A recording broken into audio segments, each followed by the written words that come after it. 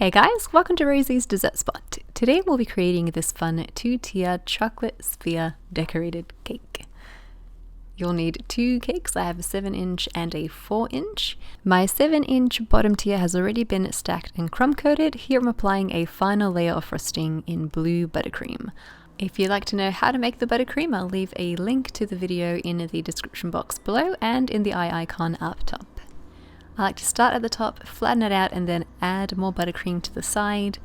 A very hectic amount. We'll be smoothing it out and removing any excess during the smoothing process. When it's completely covered, grab that frosting scraper and then go around the side, holding it steady and just turning your turntable to smooth it out. And remove any frosting from the scraper as you go. Once you're happy with the sides, grab your spatula and then bring the lip of frosting towards the middle. When you're satisfied, add it to your fridge for at least an hour to set. Do the exact same again for your 4-inch cake. My 4-inch is going into the freezer instead for about 20 or so minutes. In the meantime, we can make our chocolate spheres. This is white chocolate by Nestle. I've melted it down in the microwave and added in vegetable oil. Once the vegetable oil is mixed through, add in your chosen gel food color.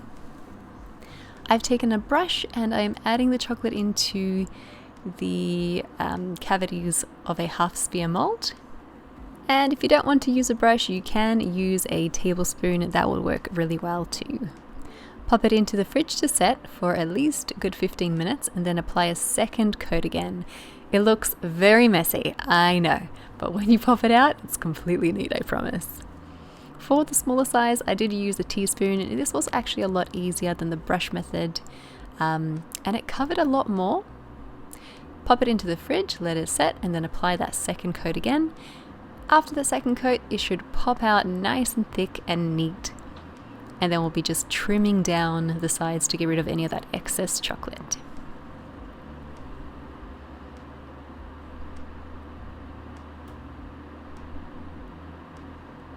Once you've added that second layer into the smaller mold, pop it back into the freezer for at least 15 minutes and then pop them out.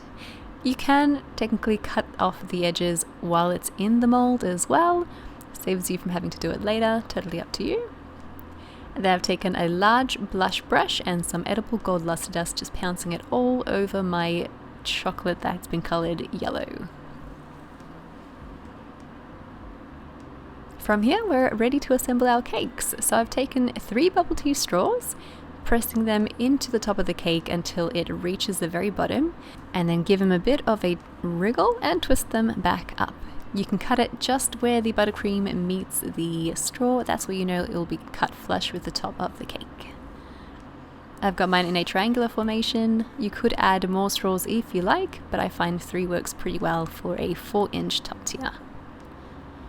The 4-inch has just come out of the freezer. I'm releasing it from that temporary cake board. There is another cake board underneath the same size as the cake, and that stays attached. Pop it onto your 7-inch cake with a little bit of buttercream to help it stick. And then to hide that seam, I've taken more buttercream, same color as the cake, and just piped it between where the 2 tiers meet. Smooth it out with a frosting scraper, and if you wanted to, you could take your finger and help kind of blend that line into the cake. For the spheres, I've taken a bit of buttercream, added it just along the edges. I'm not fussed if you can see the edges outside of the sphere. We are going to clean that up later with a brush, so don't fret too much about that. Arrange them up to cake however you like. I've chosen to keep to a diagonal sort of pattern. And then I've taken a clean brush and I'm just brushing off that excess buttercream and cleaning the brush each time I go in. And I did this for the whole of the cake, wherever there was lots of buttercream kind of popping out. In between, you can add edible jerkies, some flowers. You could probably toss in a few macarons in there if you like, would look pretty cool. I just got in with these plastic flowers. For the spheres on top, I've taken a saucepan. I let it sit on the stove top just for a minute or two so it warms up, and that's going to melt down the edges of my chocolate so I can stick two half spheres together, I should say.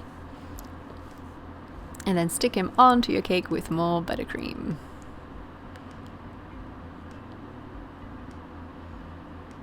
You can keep a few unattached so that you can stick them at the back. It will just help to elevate the other spheres.